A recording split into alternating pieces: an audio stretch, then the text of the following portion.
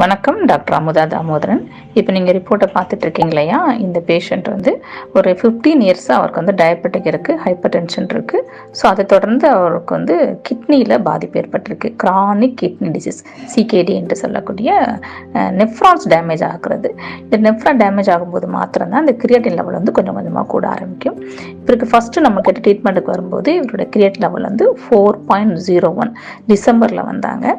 So நம்ம தொடர்ந்து டயபெட்டிக்கும் மருந்து கொடுத்து நெஃப்ரான் டேமேஜை இன்னும் அதிகமாக டேமேஜ் ஆகாமல் இருக்கிறதுக்கு ப்ரிவென்டிவாகவும் மெடிசன் கொடுக்க ஆரம்பிக்கும் போது ஜனவரியில் அவங்க ரிப்போர்ட்டை பாருங்கள் 3.07.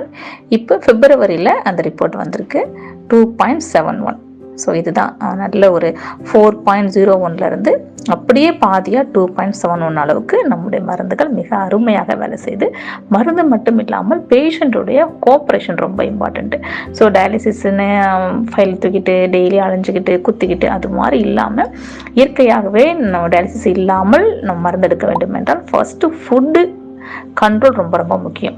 அது எஸ்பெஷலி இந்த சிகேடி என்று சொல்லக்கூடிய இந்த கிரானிக் கிட்னி டிசீஸ், கிட்னி ஃபெயிலியருக்கு முதலாவது நம்முடைய உணவுல உள்ள புளிப்புங்கிற சுவையும் இனிப்புங்கிற சுவையும் உப்புங்கிற சுவையும் தவிர்த்துடணும். இனிப்பு, புளிப்பு, உப்பு இது 3 மாத்திரம்தான் கிரியேட்டின் லெவலில் வந்து எப்போவுமே அதிகரிச்சுட்டே இருக்கும். ஸோ இது 3 நீங்கள் தவிர்த்துருங்க.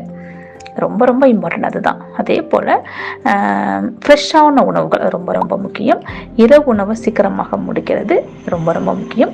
நான் வெஜிடேரியனை கொஞ்சம் தவிர்க்க சொல்லுவோம். ஒரு 6 மாதத்துக்கு மட்டும் நல்லா கண்ட்ரோல் ஆகிற வரைக்கும் புலால் உணவுகளும் தவிர்ப்பது நல்லது.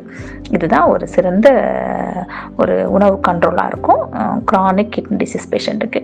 அதே போல் டயபெட்டிக்கும் நம்ம கண்ட்ரோல் பண்ணணும். ஸோ அதுக்கு தகுந்த மாதிரி சில உணவுகளையும் மாற்றம் கொண்டு வரும்போது நிச்சயமாகவே டயாலிசிஸ் இல்லாமலே நம்ம க்யூர் பண்ண முடியும். தேங்க்யூ.